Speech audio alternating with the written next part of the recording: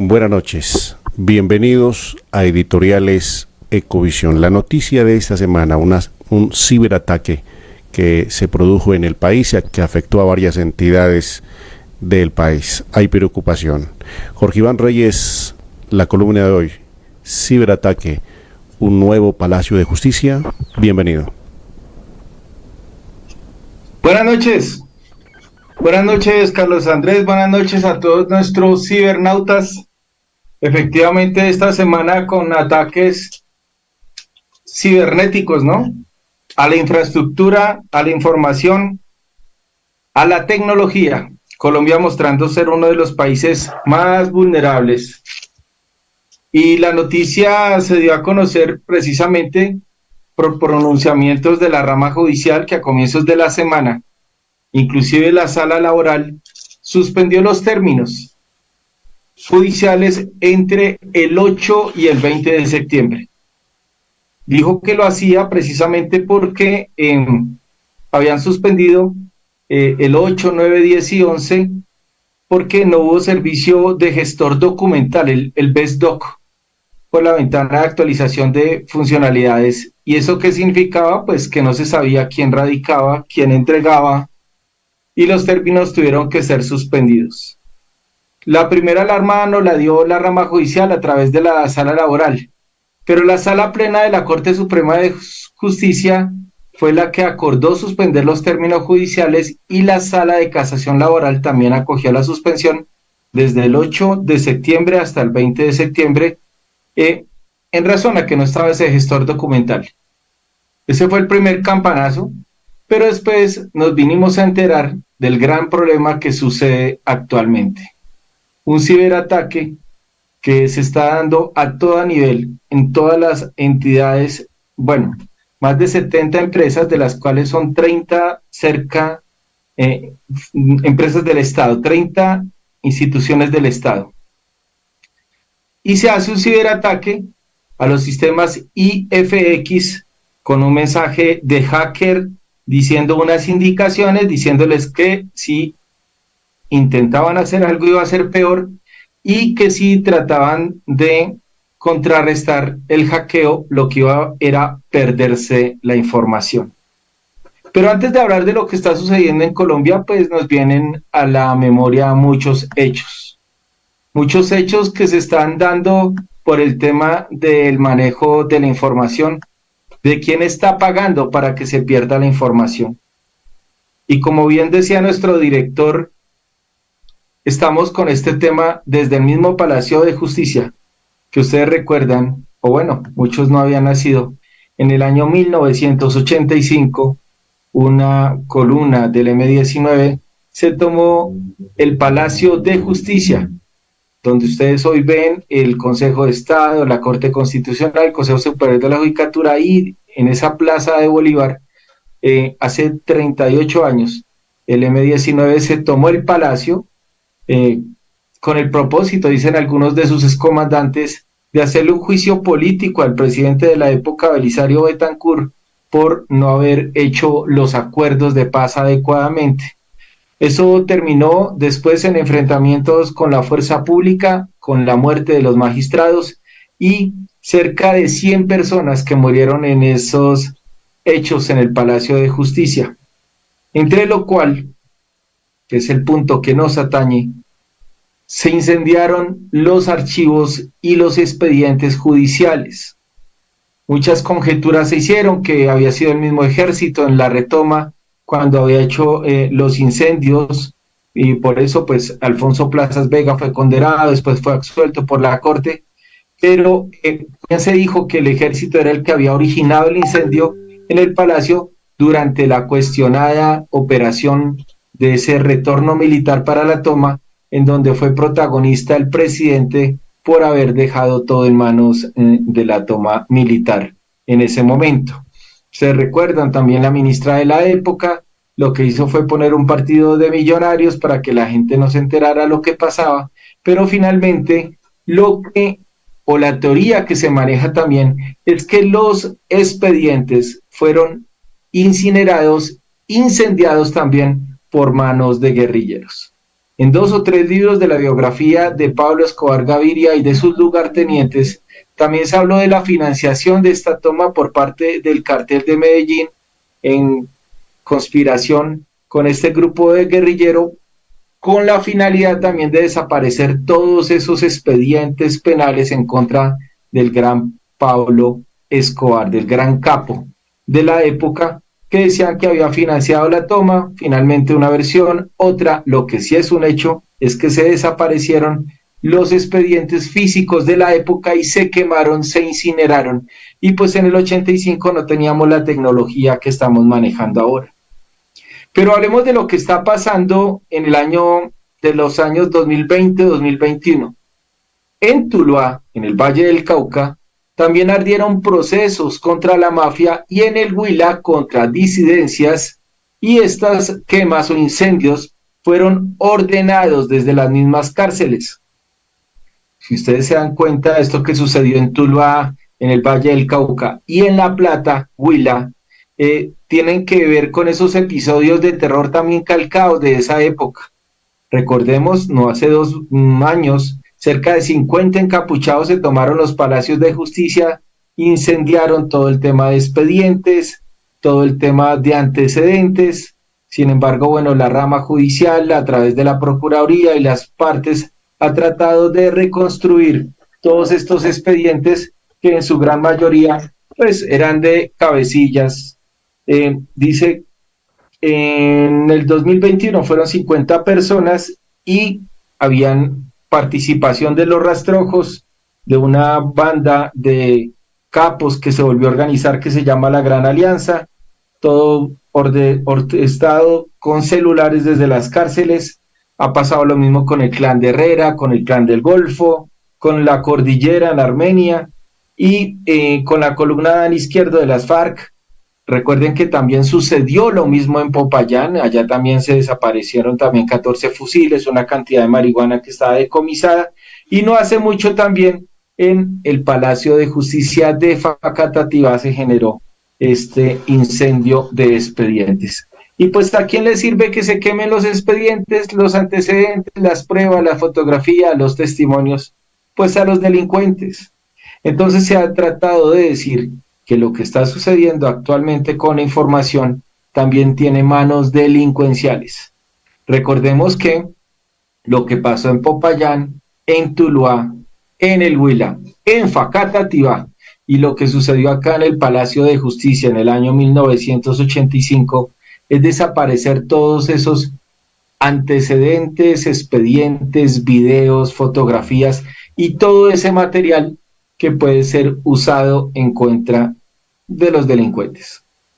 Entonces la justicia, la evolución de la tecnología ha permitido que todos estos documentos físicos se vuelvan digitales y se suban a archivos digitales, ya sea a través, bueno, ustedes conocen en su momento el disquete, la USB, la memoria. Ahora los archivos se suben a una nube para hacer un poco más sencillo y más claro con la explicación, y esa nube es un almacenamiento generalizado que ahora es administrado por grandes empresas, grandes multinacionales, como IFX Networks, que nació hace 20 años aquí en Colombia y ya hace presencia en 7 países de Latinoamérica. Su negocio pues estaba concentrado en el tema del Internet, del mercado corporativo, la fibra óptica, y ahora casi que toda la información de estas entidades tan delicadas como la rama judicial, bueno, toda la parte del Estado, esta empresa IFX Networks es la que se supone que custodia esa información, es la que se supone que sube a esas nubes y que la información no se puede perder.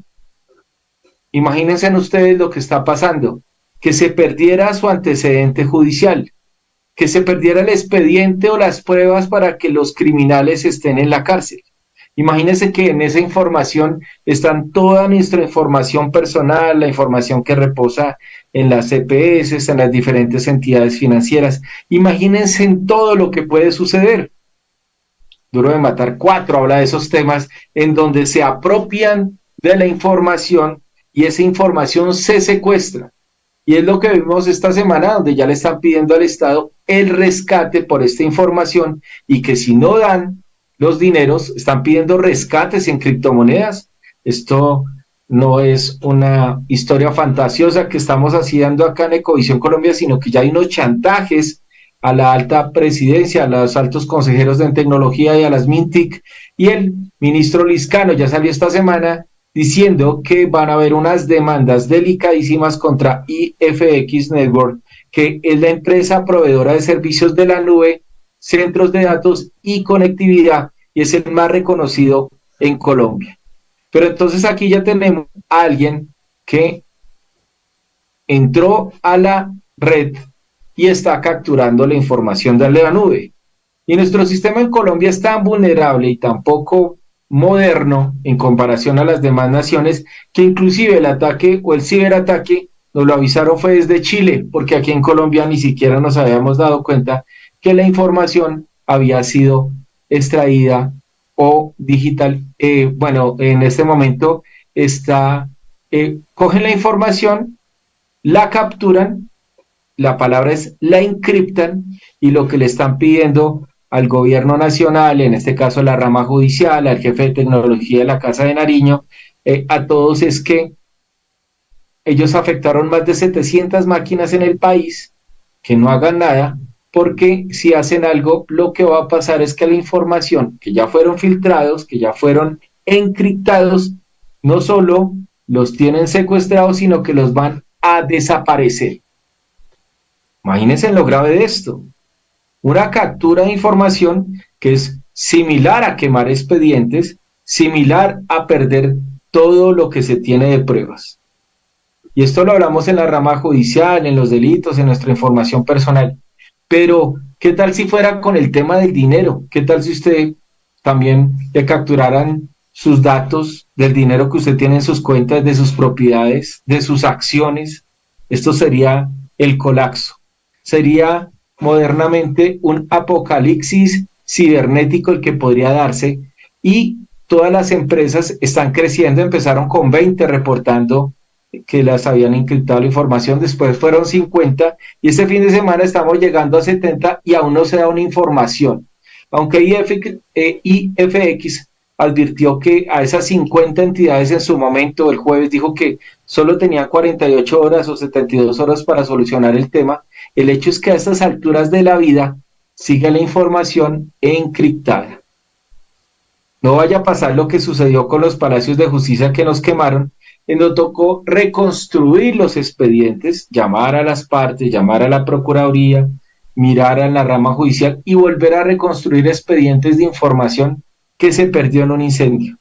Hoy no se está perdiendo en un incendio, se está capturando o encriptando por delincuentes digitales que están cogiendo la información de la nube y la están secuestrando, pidiendo un rescate en criptomonedas. Grave, gravísimo lo que está sucediendo en el país.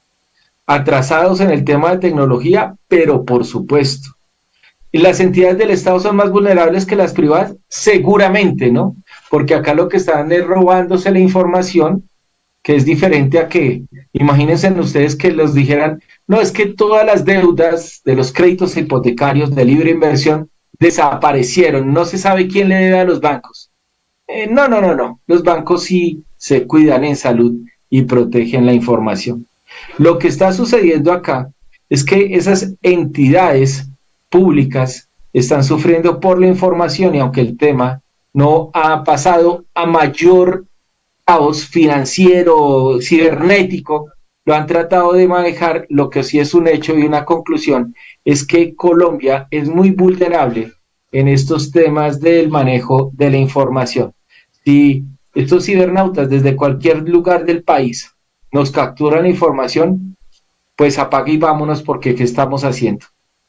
IFX empezó su construcción en Colombia hace 20 años, como les decía, ya está en 17 países, está facturando más de 43 millones de dólares al año, tiene 2.200 clientes, su planta de personal trabaja aquí en la capital de la República de Colombia y tiene más de 350 personas a su cargo.